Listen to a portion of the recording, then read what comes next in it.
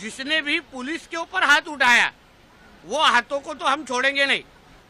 जिसने जिसने हमारे डीसीपी लेवल से लेके मुझे लगता है 33 पुलिस लोगों के ऊपर आज जख्मी हुए, पाकिस्तान का अब्बा याद ध्यान में आएगा। इस तरीके का एक्शन हमारे देवा भाव के सरकार के माध्यम से होगा। ये विपक्ष सीढ़ियों पे प्रदर्शन कर रहा है और ये कह रहा है कि नीतीश राणे जिस प्रकार से भड़काऊ भाषण देते हैं उस वजह से कहाँ बोला आपको? सीढ़ियों पर, सीढ़ियों में अभी कल गेट ऑफ इंडिया के सामने खड़े रहेंगे आप, मेरे को सवाल पूछेंगे?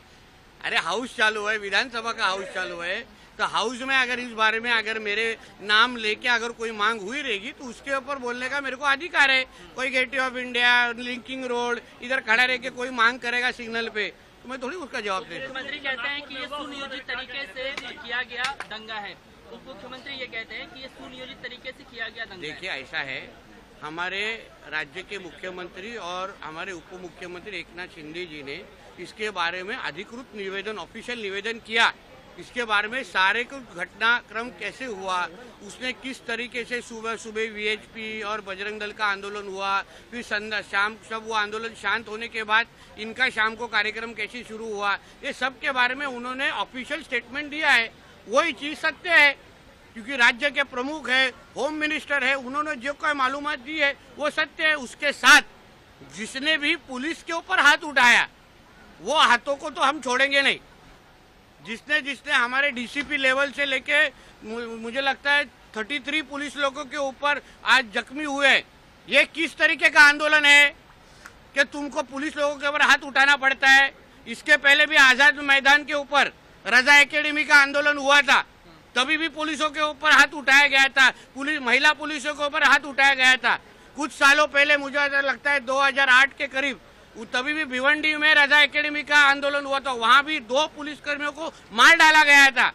फिर मालेगांव, नांदेड़, यहाँ भी जब आंदोलन हुआ था तभी भी पुलिस लोगों के ऊपर हाथ उठा के उनके ऊपर मारा गया था। तो हमेशा पुलिस लोगों के ऊपर हाथ उठाने का क्यों आंदोलन होता है? ये जिहादों के माध्यम से तुमको आंदोलन करना है ना तो अपना लोकशाही तरीके से आंदोलन करो ना, अपना विचार रखो लोगों के सामने, अपना मुद्दा बताओ। तुमको पुलिस लोगों के हाथ उठाने की क्या जरूरत है? इसलिए जो हाथ हमारे पुलिसों के ऊपर उठाए अभी उनको भी हम उनके अब्बा पाकिस्तान का अब्बा याद ध्यान में आएगा। इस तरीके का एक्शन हमारे देवा भाव के सरकार के माध्यम से होगा। सर, क्या आप अबू आजमी को इन सब के लिए जिम्मेदार मानते हैं? अबू आजमी ने अगर महिमा मंडन नहीं किया होता तो शुरुआत वहीं से हुई है, आग लगाई उधर से, शुरुआत वहीं से हुई है। औरंगजेब को बड़ा करने का काम ये उनके ही चेले चपेटे ने किया है ना, उसका ही रिएक्शन आ रहा है अभी। तो तभी औरंगजेब उसको अबू आजमी जी को अपने घर पे बुला के सत्कार करने वाले लोगों को पूछो क्या है वो, उनको पूछना चाहिए ऐसे आदमी को तुम बड़ा क्यों करते हो? आज की पीढ़ी, मुझे बहुत अफसोस है, दुखी हूं मैं कि आज वो नागपुर जहां कभी भी सांप्रदायिक दंगे नहीं हुए, सब भाई भाई की तरह से रहते थे, उस नागपुर में इतना बड़ा फसाद हो गया, कितने लोगों को चोट आ गई। बस मैं एक ही बात कह सकता हूं कि हमारा देश गंगा जमुनी तहजीब का देश है, किसी के भड़काने पे मत आइए।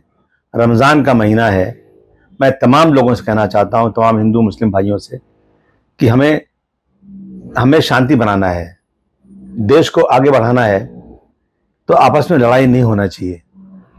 मैं निवेदन करना चाहता हूं कि सब लोग शांति बना कर रखिए और आपसी भाईचारगी को बढ़ाइए। कानून हाथ में मत दीजिए, कानून अपना काम करेगा। इतना बड़ा वाकया हो गया, इतने लोगों को चोट लगी, अब कानून तो अपना काम करेगा, लेकिन इंसाफ होना चाहिए। The BJP is shameless about this because this incident has happened in the hometown of the Chief Minister of Maharashtra. Sadly, when the BJP cannot govern, they resort to violence, they resort to riots, and this is their set formula in every state. If you look at Manipur, that is exactly what they want to convert Maharashtra to. Today, no investment wants to go to Manipur, no tourist wants to go to Manipur because of the violence. This is what they want for Maharashtra, and when they cannot govern in Maharashtra, when they have incapable leaders like the ministers they have in Maharashtra, they want to create riots in a state. They are trying to dig up history of someone who lived 300, 400 years ago, but they cannot speak about the future, they cannot speak about the present. The irony in this is, the grave is protected by the central government which belongs to Mr. Modi. If Mr. Fadnavis has the courage, he should call up Mr. Modi, go to him and request him or ask him to remove the grave of Aurangzeb and the issue is over. But the BJP is trying to hide the fall of the Sensex, BJP is trying to hide the fall of the Nifty, the BJP is trying to hide the way migrants were sent back from America in shackles, the BJP is trying to hide the unemployment, the farmer suicides in Maharashtra, the BJP is trying to hide misgovernance in Maharashtra, which is why they are going back to Aurangzeb. You are insulting Maharashtra by comparing Maharashtra with Manipur. They are also stating this. So is Manipur not a part of India? The BJP is insulting India by creating violence in India. The BJP is insulting India by creating states like Manipur, unfortunately. In fact, the opposition has been saying that let the army go into Manipur and, bring in peace. But today the situation is this, that the president had to dismiss the BJP's own government in Manipur. How do you see DCM saying that it's a pre-planned? It seems that Which DCM? DCM. चोरों को मैं जवाब नहीं देता, वो चोर है.